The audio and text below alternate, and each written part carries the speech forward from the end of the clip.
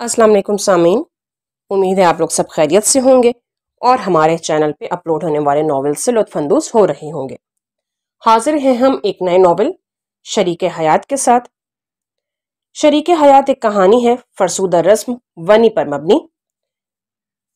ये कहानी जिंदगी के इस पहलू को उजागर करती है कि किस तरह एक लड़की अपने शौहर की खिदमत करके उसकी कमज़ोरी, उसकी जिस्मानी कमज़ोरी को उसकी ताकत में बदल देती है। किस तरीके से हमारी जिंदगी दो पहियों पर चलती है।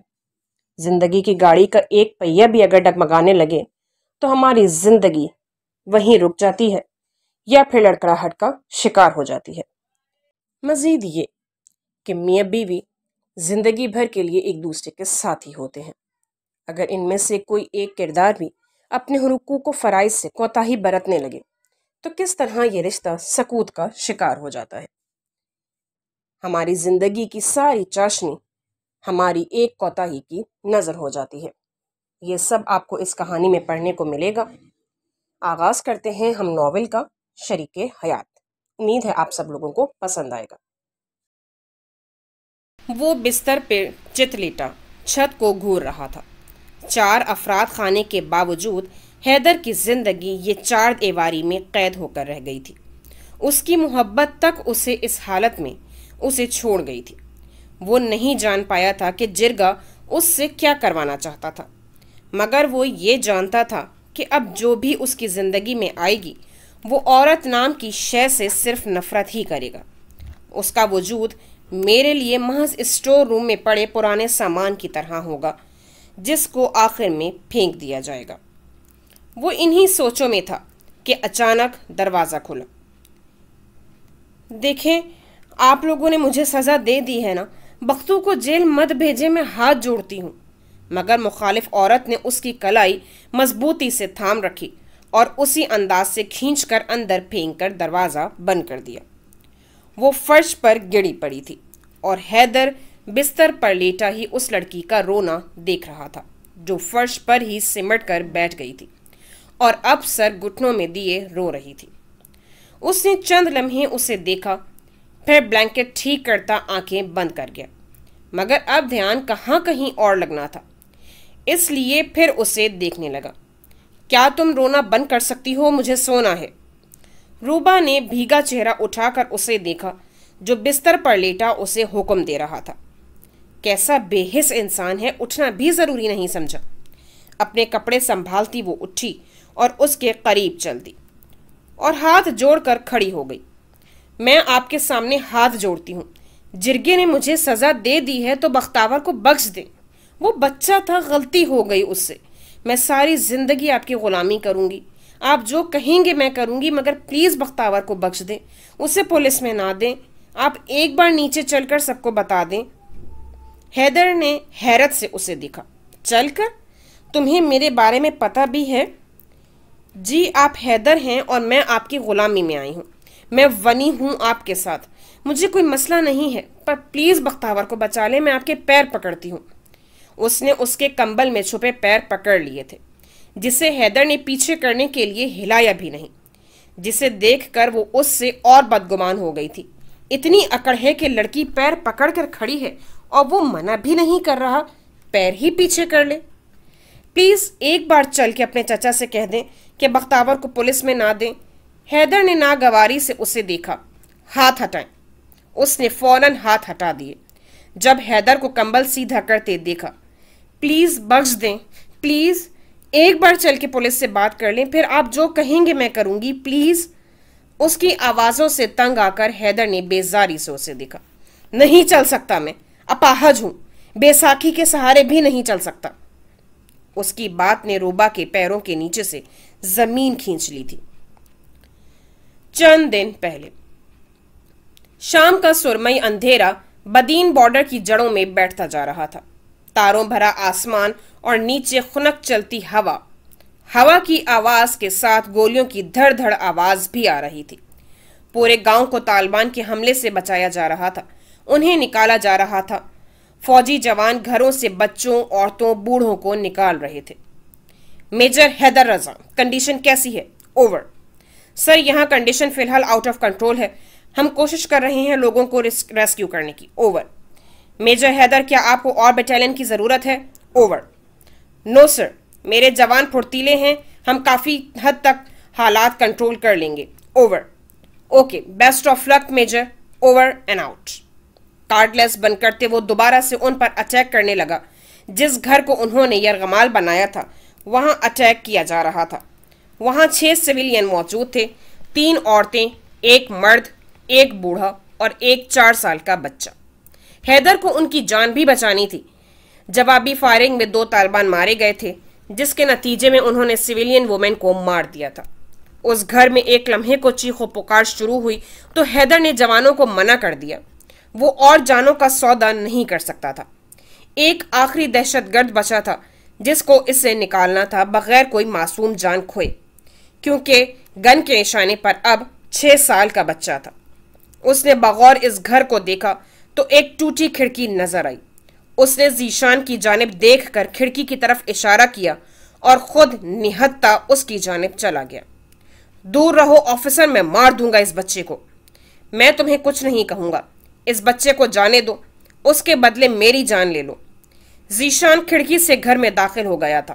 وہ دہشت گرد حیدر سے الجھ رہا تھا، اس لیے ذیشان کی جانب نہیں دیکھ پایا تھا جس نے اسے پیچھے سے دبوچ لیا. وہ گن کی نالی بھی قابو کرنے کی کوشش کر رہا تھا. حیدر نے سویلینز کو نکالنا شروع کر دیا. وہ بچے کو اٹھائے باہر نکلا جب اس دہشت گرد کی بندوق سے نکلی گولی سیدھی حیدر کی ریڑھ کی ہڈی میں جا لگی تھی. اس کا ایبڈومنل ریجن ایک دم بے جان ہو گیا تھا. وہ گھٹنوں کے بل زمین پر گر گیا. اس آدمی کا کام ذیشان کر چکا تھا. حالات قابو میں کر لیے گئے تھے. حیدر کو ہاسپٹل لایا گیا تھا. اس کی ٹانگیں یونیفارم خون سے لت پت تھیں. ایمرجنسی آپریشن سے ڈسک میں پھنسی گولی نکال لی گئی تھی، مگر حیدر بہت کچھ کھو چکا تھا. ڈاکٹر افسوس سے باہر آئے جہاں کرنل محمد اس کا انتظار کر رہے تھے. آپریشن سے ان کی جان تو بچا لی گئی ہے، مگر ریڑھ کی ہڈی ڈیمیج ہونے کی وجہ سے وہ اب کبھی چل نہیں پائیں گے. I am sorry. ذیشان کرسی پر گر سا گیا تھا اور کرنل افسردہ تھے. انہوں نے حیدر جیسے میجر کو کھو دیا تھا جو ایک شاندار سپاہی تھا. ان کی فیملی کو انفارم کر دو. کرنل حکم چنا کر چلے گئے تھے. فیملی؟ حیدر کی نام نہاد فیملی کو کیا انفارم کروں میں؟ بجھے دل کے ساتھ اس نے فون نکالا اور عاشر صاحب کو فون ملا دیا. گاؤں میں یہ خبر قیامت بن کر سکینہ پر اتری تھی. حیدر جس کے ساتھ اس کا نکاح تھا چند دن میں، جس سے وہ محبت کرتی تھی، وہ ساری زندگی کے لیے اپاہج ہو گیا تھا. وہ گر گئی تھی. حیدر کے والدین تو ہیں نہیں، اس کے چاچا نے پالا تھا. اس کی چاچی اس کی دیکھ بھال کرتی تھیں اور اس لیے انہوں نے سکینہ کا رشتہ بھی حیدر سے کیا تھا، جس نے اسے یہ یقین دلایا تھا کہ وہ اس کے پیار میں پاگل ہے. اس لیے حیدر نے اس کے ساتھ نکاح کے لیے ہاں کی تھی. لیکن اب تو حیدر پر قیامت گزر گئی تھی. کیا اب بھی وہ اس کا ساتھ دیتی؟ روبا آج ہی شہر سے گریجویشن کر کے گاؤں واپس آئی تھی. وہ اپنے گاؤں کی پہلی لڑکی تھی جو شہر سے تعلیم مکمل کر کے آئی تھی اور اس وقت اپنے چھوٹے بھائی کے کان کھینچ رہی تھی جو آج پھر سگریٹ پیتا پکڑا گیا تھا. بختو تو باز نہیں آتا نا، پہلے بھی منع کیا تھا نا. کان تقریباً اکھڑنے والا ہی تھا جب اس کی ماں اور چھوٹی بہن آ گئی. روبا اس عورت کی سگی بیٹی نہیں تھی بلکہ اس کے شوہر کی پہلی بیوی سے تھی، مگر وہ اسے بہت چاہتی تھی. زیبو تو روبا سے لپٹ گئی تھی. کھینچو کھینچو آپا، اتار ہی دو اس کا کان، یہ شراب بھی پیتا ہے. روبا کا منہ کھلا رہ گیا. چل چھوڑ روبا، آ جا تجھے کھانا کھلاؤ. فرزانہ بیگم اسے اپنے ساتھ لے گئی تھی اور بختو پھر آنکھ بچا کر وہاں سے نکل گیا تھا. وہ سارے دوست مل کر گلی ڈنڈے کا کھیل کھیل رہے تھے جب بختو بڑی حویلی کے چھوٹے بیٹے یشمان سے جھگڑ پڑا. تو سمجھتا کیا ہے خود کو، آیا بڑا نواب کی اولاد؟ ہاں تو جب تم دھوکہ دھڑی کرے گا کھیل میں تو میں تو بولوں گا نا. کہا نا پیر پھسل گیا تھا، گلی چھوٹ گئی. ایک دوسرے کا گریبان پکڑے وہ گھور رہے تھے. جھوٹ مت بول، تیرا نشانہ ہی نہیں لگا تھا. دے میری باری ہے. مگر بختو ڈنڈا دے ہی نہیں رہا تھا. یشمان نے بختو کے منہ پر تھپڑ مارا تھا. بختو نے آؤ دیکھا نہ تاؤ سیدھا ڈنڈا اس کے دماغ پر دے مارا. خون کی پھوار اسی ماتھے پر بہنے لگی. وہ تڑپتا زمین پر گر گیا۔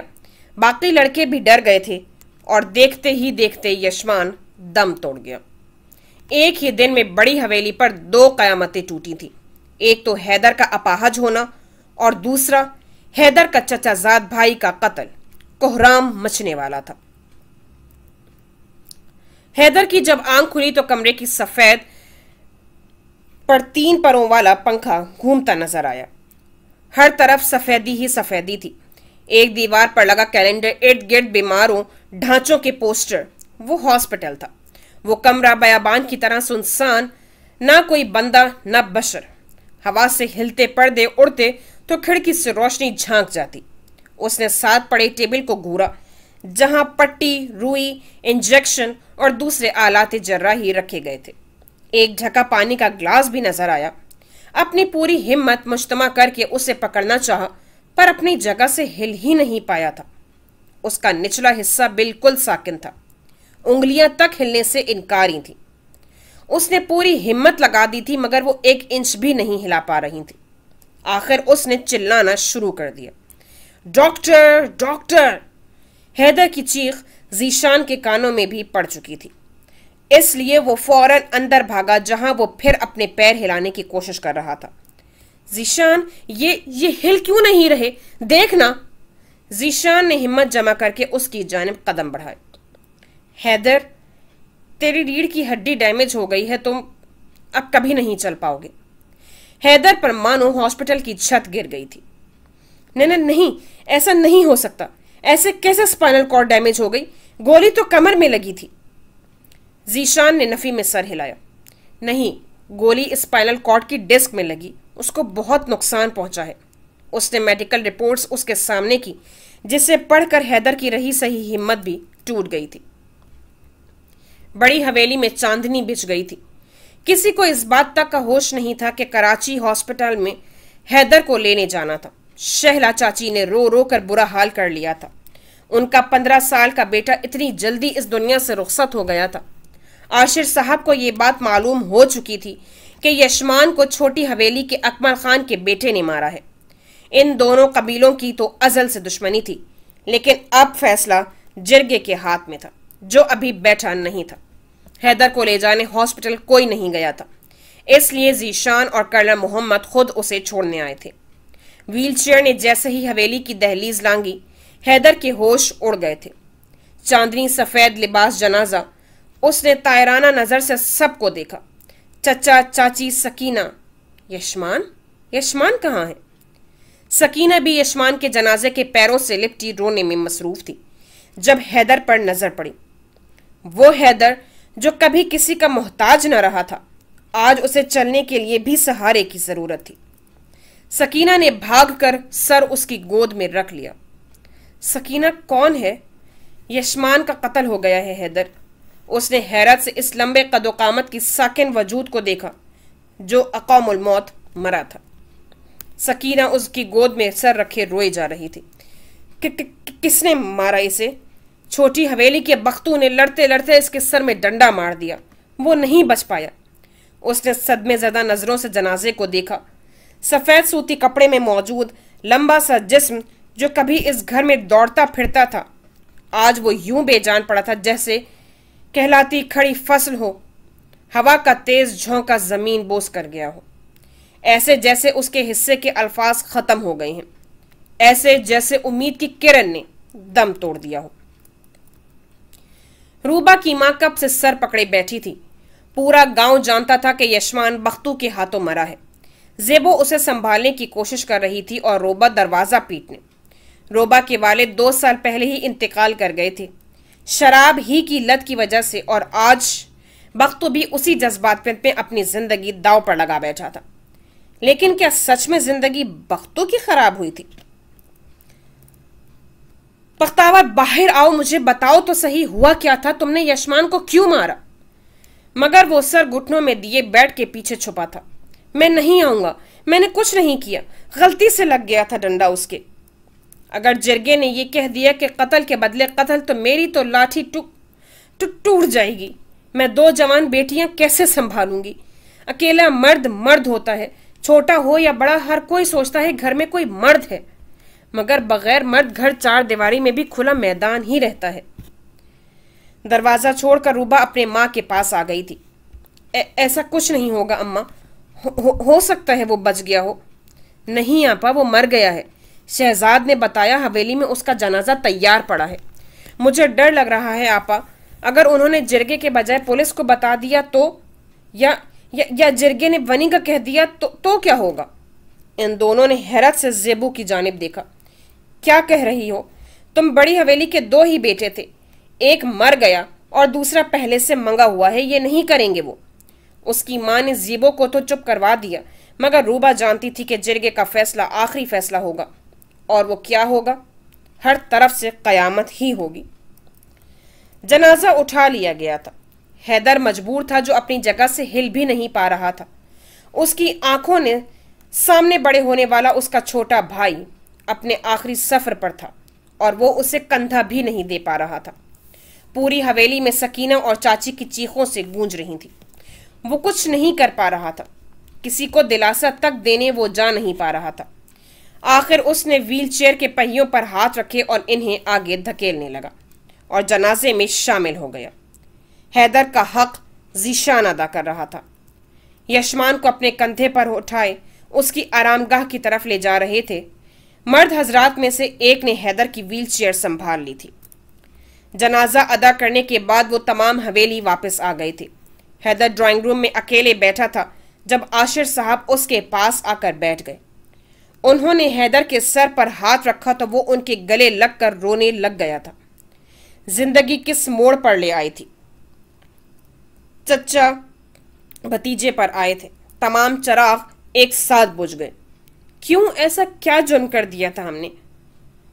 انہوں نے اس کی پیٹھ تھپ تھپائی۔ صبر، چلو میں تمہیں اوپر چھوڑ دوں۔ اس نے نفی میں سر ہلا دیا۔ میں سکینہ سے ملنا چاہتا ہوں۔ انہوں نے اسبات میں سر ہلایا اور اس کی ویل چیئر کا رخ سکینہ کے کمرے کی جانب موڑ دیا۔ دروازے تک چھوڑنے کے بعد وہ واپس مڑ گئے تھے۔ پہیوں کو آگے کی جانب دھکیلتا وہ اس کے روتے وجود کو دیکھ رہا تھا۔ اوندھے منہ بیڈ پر لیٹی وہ کانپ بھی رہی تھی۔ بیڈ کے قریب ویل چیئر رکتے اس نے اس کے سر پر ہاتھ رکھا۔ صبر کرو سکینہ، خدا کی ہر کام میں کوئی نہ کوئی حکمت ہوتی ہے، صبر کرو۔ اس نے لال آنکھوں سے بری نظروں سے اسے دیکھا۔ میرے بھائی کی موت میں کوئی حکمت تھی؟ تمہارے اپاہج ہو جانے میں کوئی حکمت تھی؟ نہیں، وہ خدا اتنا پتھر نہیں ہو سکتا جو اس حد تک ظلم کر دے۔ نہیں، یہ ہم سے دشمنی نکالی گئی ہے، دشمنی کی بھینٹ چڑھا ہے میرا بھائی، میں اسے کبھی معاف نہیں کروں گی۔ تکیے میں منہ دیے وہ پھر رونے لگ گئی تھی۔ مت رو سکینہ، میں ہوں نا تمہارے ساتھ، میں سنبھالوں گا تم لوگوں کو۔ سکینہ نے حیرت سے اسے دیکھا۔ تم؟ حیدر، تم کیسے سنبھالو گے ہمیں؟ تم تو خود کسی کے محتاج ہو گئے ہو۔ اپنے غم میں وہ یہ بات بھول گئی تھی کہ اس نے حیدر کو کتنی بڑی بات کہہ دی تھی۔ وہ چند لمحے اسے دیکھتا رہ گیا تھا۔ اس کے سر سے ہاتھ ہٹاتا وہ ویل چیئر پیچھے دھکیلتا وہاں سے جانا چاہتا تھا۔ وہ ٹوٹتی سکینہ کو دلاسوں کا سہارا دینے آیا تھا، لیکن اس نے تو اس کے ہاتھ سے حوصلے امید کی لاٹھی بھی چھین لی تھی۔ بوجھ، محتاجی۔ وہ ٹی وی لاؤنج میں واپس آ گیا تھا۔ اندھیرا کھڑکیوں سے سرکتا ہر چیز کو لپیٹ میں لے گیا، جس کی زد میں حیدر بھی آ گیا تھا۔ دو پہیوں پر منحصر ہو کر رہ گئی تھی حیدر رضا کی زندگی۔ بستر سے لگ کر رہ گیا تھا اس کا مضبوط جسم۔ اس نے ایک نظر سانپ سی بل کھاتی سیڑھیوں کو دیکھا، اور پھر بے جان ٹانگوں کو سب اپنے اپنے کمروں میں بند تھے۔ اس نے ہمت مجتمع کر کے ٹانگوں پر زور دے کر اٹھنے کی کوشش کی، مگر کچھ بھی نہ ہو سکا۔ وہ پاگلوں کی طرح انہیں ہلانے کی کوشش کر رہا تھا، مگر سوائے پہیوں کے کچھ بھی نہیں ہل رہا تھا۔ ذیشان سارے کام نپٹا کر اس وقت کرنل کے کہنے پر گاؤں رکا تھا۔ جنازے میں شرکت، رسومات، حیدر کی ذمہ داریاں اتارتے وہ لیٹ ہو گیا تھا۔ جب سامنے اندھیرے لاؤنج میں سیڑھیوں کے مقابل حرکت کرتا ہیولا محسوس ہوا، آگے بڑھ کر دیکھا تو غصے اور ضبط سے اس کا چہرہ سرخ ہو گیا تھا۔ مسلسل وہ اپنی ٹانگوں گھٹنوں کو مکوں سے پیٹ رہا تھا۔ حیدر! وہ اسے پکار رہا تھا، مگر وہ تو سارا غصہ اس بے جان حصے پر نکال رہا تھا۔ آخر ذیشان نے اس کا ہاتھ ہی پکڑ لیا۔ हैदर, उसने नजर उठाकर उसे देखा और फिर गर्दन झुका ली। आंसू निकलकर शर्ट में जज्ब हो गया था। जीशान घुटनों के बल उसके करीब बैठ गया। जिंदगी उतार चढ़ाव का नाम है हैदर। यहाँ अगर हादसे हैं तो मुआवजे भी हैं। डॉक्टर कहते हैं तुम कभी नहीं चल पाओगे, मगर हम उस खुदा को मानते हैं जो मुआवजों का मालिक है, जिसने जलती आग से हजरत इब्राहिम को बचाया था, जिसने हजरत अय्यूब को अजियत से निकाला था। बस खुदा पर यकीन रख हैदर। मेरा दिल कहता है एक दिन इस सीने पर मैं फिर से मेजर हैदर रजा की नेम प्लेट देखूंगा, और वो दिन बहुत जल्दी आएगा। उसने बेबसी से मुस्कुरा कर उसे देखा। और उस वक्त तक क्या करूंगा? अपने खाने पीने हाजत का जिम्मा किसके ऊपर थोप दूं? चचा पर, जो घर देखेंगे, या मुझे, या चची, या सकीना पर? जीशान ने उसका चेहरा हाथों में लिया। तो इस वजह से परेशान है? तो किसी पर बोझ बन रहा है? तू अपना है उनका, और सकीना कहती है मैं उसे क्या संभालूंगा जो खुद किसी का मोहताज हूं। उसने जीशान की आंखों में घूरते कहा, जिस पर जीशान उसे देखता रह गया। इतनी बड़ी बात सकीना ने कह दी। उसे तो इसे संभालना चाहिए था, हौसला देना चाहिए था। मोहब्बत करती थी वो इससे। कोई बात नहीं, वो परेशान होंगी, शायद इसलिए इन्हें पता नहीं चला। हो जाता है ऐसा। मैंने भी तो तुझे गुस्से में कितनी दफा भैंसा कहा है। हो जाता है। उसने असबात में सर हिलाकर चेहरे पर हाथ फेरे। समझ सकता हूं। चल मैं तुझे तेरे कमरों में छोड़ दूं। कहाँ है तेरा कमरा? उसने सर्द आह भरकर सीढ़ियों की जानिब देखा।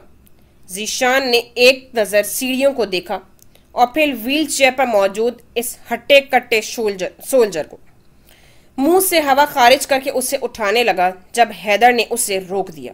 पागल हो गया है? मुझे लेकर सीढ़ियां चढ़ेगा? बात करते वो सिमट सा गया था। ले, तू तो नई नवेली दुल्हन की तरह शर्मा रहा। इतना कमजोर नहीं हूं मैं, फौजी जवान हूं। मैं जानता हूं, मगर नहीं, मैं ऐसा नहीं कर सकता। बस इतनी मेहरबानी कर दे कि मुझे सोफे पर सीधा करके लेटा दे। जीशान को बुरा लगा था, लेकिन हैदर इस हालत में वहां, मैं ठीक हूं। उसकी बात काट कर उसने जवाब दिया। उसके कहने के मुताबिक उसने उसे सोफे पर लिटा दिया था। अच्छा सुन जीशान, सुबह तक मेरे लिए कोई मेल नर्स हायर कर दे जो मुझे संभाल सके, सिर्फ डे टाइम के लिए। उसने असबात में सर हिलाया। मैं भी यही सोच रहा था। आंखें मूंदे वो गहरा फिर उदास हो गया। अम्मी खुदा के लिए बस कर दे, कितना मारेंगी? बख्तावर को गले से लगाए दूसरे हाथ से रोबा अपनी मां का डंडा पकड़ रही थी। जब तक इसकी जान नहीं निकल जाती। जेबो डरी सी सतून के पीछे छुपी थी। आखिर वो इन्हें रोकने में कामयाब हो गई थी। सर पकड़े वो छाता पीटते बैठ गई थी। हाय मेरे अल्लाह, खुद तो वो मर गया, इस निकम्मी औलाद को मेरे वास्ते छोड़ गया, मेरी छाती मूंग दलने के लिए। रोबा बख्तू का चेहरा साफ करती उसे पानी पिलाने की कोशिश कर रही थी। अभी तक पुलिस नहीं आई, यानी अभी तक उन्होंने कोई केस नहीं किया। जरगे का फैसला होगा, यानी अगर खून के बदले खून हुआ तो। उनकी ये बात सुनकर जेबो और ऊंची आवाज में रोने लगी थी। रोबा को उसे भी संभालना था। हिम्मत करें अम्मी, हम माफी मांगेंगे। और वो कर देंगे? ऐसा नहीं हो सकता, बेटा मरा है उनका, ऐसे कैसे माफ कर देंगे? अम्मी वो वनी मांगेंगे, नौकरानी बनाएंगे, जुल्म करेंगे। अम्मी मुझे डर लग रहा है बहुत। रोबा ने गुस्से से जेबो को देखा। जेबो अपने कमरे में जाओ अभी, उसने चीख कर कहा तो वो चली गई। बख्तो भी गठरी बना रो रहा था, कांप रहा था। अम्मी अगर जिरगा का फैसला वनी का सुनाया तो आप क्या करेंगी? जाने क्यों वो जाना चाहती थी। तो जेबो जाएगी, मैं तेरे साथ ये जुल्म नहीं कर सकती। मैंने मरने वालों से वादा किया था तुझे अपनी औलाद से बढ़कर प्यार करूंगी। इस हालत में भी एक सौतेली मां कहां चाल चलना भूली थी। उसने चोर नजरों से रूबा को देखा जो गहरी सोच में गर्क थी। नहीं अम्मा, जेबो बहुत छोटी है, आपने अपना वादा निभाया, अब बस जिरगे में आप फैसला मेरे लिए देंगी, समझी आप? मुझे मंजूर है सब कुछ, बस वो बख्तों को कुछ ना करें। नहीं, ऐसा नहीं, ऐसा कैसे हो सकता है? नहीं, मैं ऐसा नहीं कर सकती। मगर रूबा ने उन्हें मना लिया था और जरा सी ड्रामेबाजी दिखाकर वो भी मान गई थी। सुबह जब हैदर की आंख खुली तो जीशान वहां नहीं था। चाचा जी उस पर झुके उसे उठा रहे थे। हैदर बेटा, तू रात को यहां सो गया? मुझे बुलाता, मैं तेरे कमरे में छोड़ आता किसी की मदद से। इसने इधर उधर देखा। जीशान चला गया? हाँ, कह रहा था अस्पताल जा रहा हूँ, किसी नर्स का इंतज़ाम करना है। अच्छा सुनो, मैंने सकीना से कह दिया है नीचे वाला कमरा खाली कर दे, तुम्हें वहाँ रहोगे। उन्होंने शफकत से उसके सर पर हाथ रखा, जिस पर वो मुस्कुरा दिया। शुक्रिया चाचा। ये हैदर साहब, इनकी ड्यूटी देनी, ये नीचे वाले रूम में शिफ्ट हो रहे हैं। तुम सामान लाए हो ना सारा? उसने असबात में सर हिलाया। अस्सलामुअलैकुम सर, मेरा नाम सुफियान है, मैं आपका नर्स हूँ। उसने मुस्कुराकर उसे खुशामदीद कहा। अभी 3-4 घंटे में सर को रूम में शिफ्ट कर देंगे। इनका पूरा ख्याल रखना और तुम्हारी फीस तुम्हें टाइम से मिलती रहेगी। उसने असबात में सर हिलाया और हैदर की जानिब बढ़ गया। उसे व्हील चेयर पर बिठाया। चलें सर, आपको फ्रेश करवा दूँ। व्हील चेयर थामे वो आगे बढ़ गया। अंकल हैदर शुरू से ही बहुत खुददार रहा है, उसे अपना काम खुद करने की आदत है। ये वक्त उसके लिए मौत से बुरा है। उसे बहुत ज़रूरत है आप सब की इस हालत में वो अपने आप से बेजार रहेगा। एक बीमारी इंसान को झंझोड़ कर रख देती है, वो बेजार हुआ जाता है खुद से, जिसकी वजह से गुस्सा चिड़चिड़ापन इंसान का हिस्सा बन जाता है। तो तंग मत आइएगा, इस वक्त में अपनों की बहुत ज़रूरत पड़ती है। उन्होंने मुस्कुराकर उसके कंधे पर हाथ रखा। बेटा, हम बाप हैं इसके, हमें पता है, फिक्र नहीं करें, हम संभाल लेंगे। वो भी मुस्कुरा दिया था। अच्छा अंकल, मैं चलता हूँ, कुछ ज़रूरी काम है। खुदा हाफिज, मैं हैदर से मिल लूँ। जीशान जब शहर में पहुंचा तो सुफियान उसे वजू करवा रहा था। अच्छा हैदर, मैं चलता हूँ, अपना ख्याल रखना और ज़्यादा तंग मत करना मूड स्विंग्स में। हैदर ने अफसरदा नज़र उस पर डाली। याद आ गई तेरी? मिलने आओगे न इस लंगड़े दोस्त को? हैदर, तुम इतने नाउम्मीद कब से हो गए? हर हफ्ते चक्कर लगाऊंगा, कभी बिजी हुआ तो लेट हूंगा, वरना वादा। उसके कंधे पर रखे हाथ पर हैदर ने हाथ रखकर उसे हाँ कहा।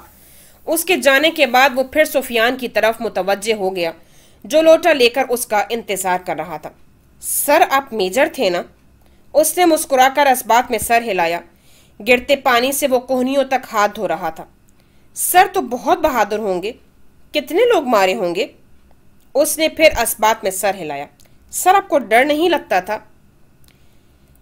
इनसे नहीं, तुमसे लग रहा है, जिस तरह तुम मेरी पैंट भिगो रहे हो। सुफियान ने हैरत से देखा। थाई से पैंट पूरी गीली हो चुकी थी। सॉरी सर, एक बात याद रखना सुफियान, मुझे गीले कपड़ों से चिढ़ है, तो ख्याल रखना एक एक्स्ट्रा ड्रेस मेरे पास रख जाया करना। जी सर। नमाज नाश्ते के बाद उसे रूम में शिफ्ट कर दिया गया था।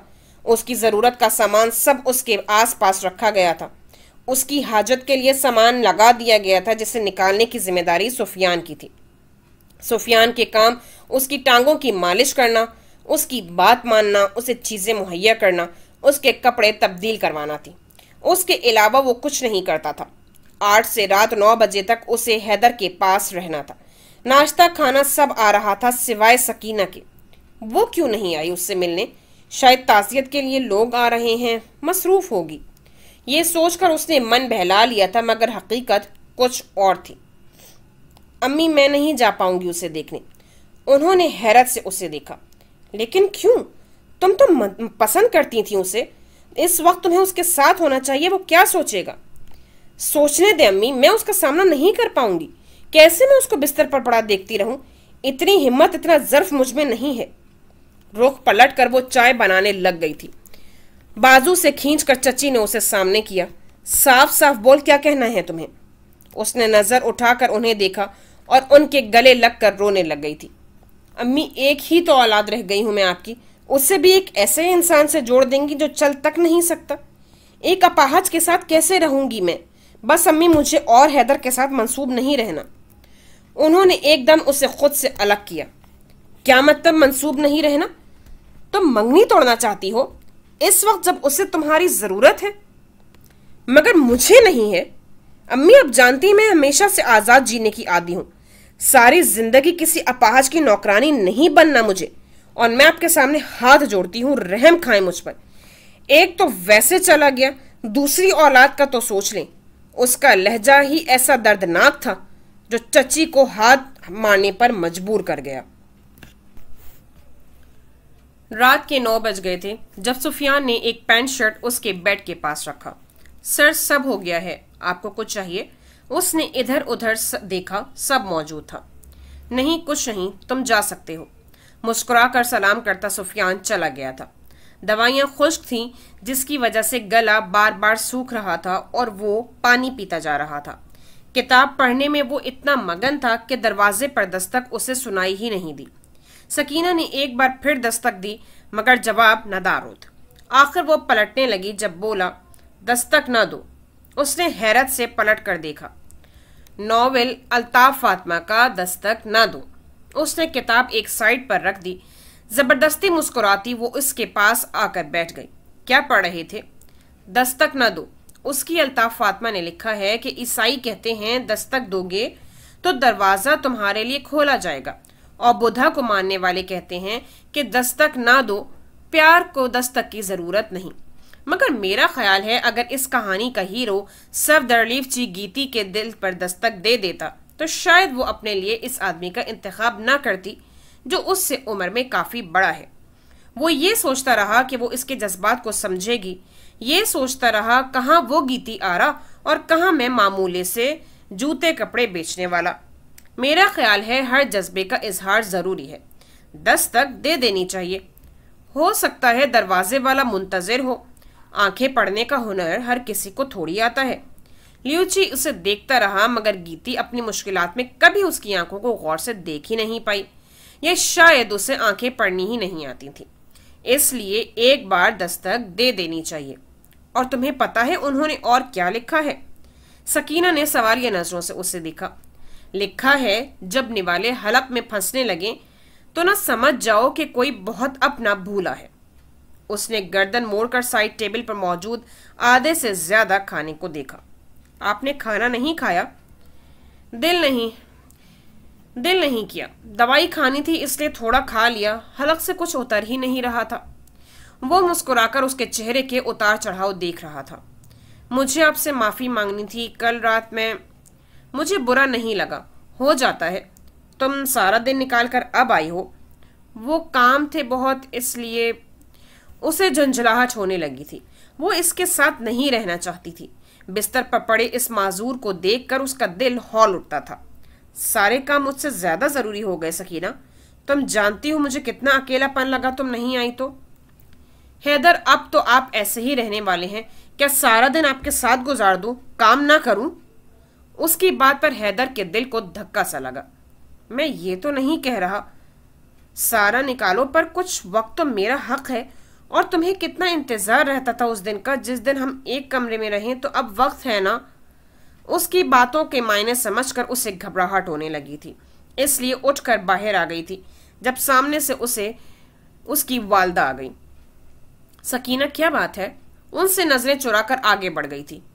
رکیں، مجھے آپ سے بات کرنی ہے۔ وہ جو حیدر کو دیکھنے جا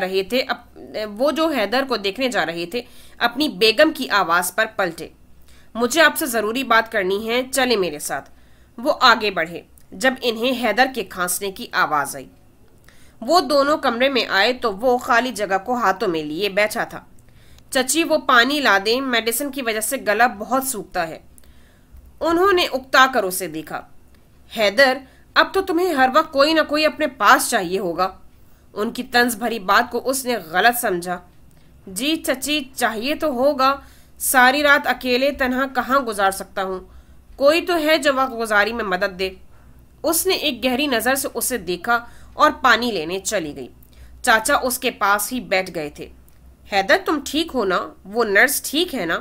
جی چاچا، وہ ٹھیک ہے، بس بولتا بہت ہے۔ چچی واپس آئیں تو پانی کا جگ رکھتے انہوں نے عاشر صاحب کو کمرے میں آنے کا اشارہ کیا اور چلی گئی۔ حیدر سے ملنے کے بعد وہ کمرے میں آئے تو وہ بے چینی سے ٹہل رہی تھی۔ معنی سمجھتے ہیں آپ اس کی باتوں کے؟ کیا مطلب؟ اس نے ایسا کیا کہا جو میں نہیں سمجھ سکا؟ شہلا بیگم نے افسوس سے انہیں دیکھا۔ صاف الفاظ میں کہا ہے اس نے وہ سکینہ سے نکاح چاہتا ہے۔ ان کی بات پر انہیں حیرت ہوئی تھی۔ چند لمحے کچھ دیر اس بات پر سوچنے کے بعد وہ ان سے مخاطب ہوئے۔ مجھے نہیں لگتا اس نے ایسا کہا، اور اگر ایسا کہا بھی ہے تو کیا غلط ہے؟ سکینہ اس کی امانت ہے اور اب تو اسے اس کی ضرورت ہے۔ کیا غلط ہے؟ اسے سکینہ کی ضرورت ہے؟ اسے ایک نوکرانی کی ضرورت ہے عاشر، اور آپ چاہتے ہیں ہماری اکلوتی اولاد ساری زندگی اپنے اپاہج شوہر کا بوجھ ڈھوتی رہے؟ شہلا، ان کا لہجہ ذرا اونچا ہو گیا تھا، یہ کیا کہہ رہی ہو تم؟ دماغ تو خراب نہیں ہو گیا تمہارا؟ لگتا ہے بیٹے کی موت کا صدمہ لگ گیا ہے تمہیں۔ ہاں سمجھے، لگ ہی گیا، اور اگر آپ یہ چاہتے ہیں مجھے موت سنائیں تو کر دیں گے سکینہ کا نکاح حیدر سے، کیونکہ میرے جیتے جی میں اپنی بچی کو ساری زندگی دکھی اور ناخوش نہیں دیکھ سکتی۔ شاید بیٹے کی موت نے غم ہی اتنا بھر دیا اندر کہ اسے پتہ ہی نہیں تھا کہ وہ کیا کہہ رہی ہیں۔ یہی سوچ کر عاشر صاحب کچھ نم پڑے۔ دیکھیں شمائلہ بیگم، یہ بات آپ حیدر کی حالت اور سکینہ کا سوچ کر کہہ رہی ہیں۔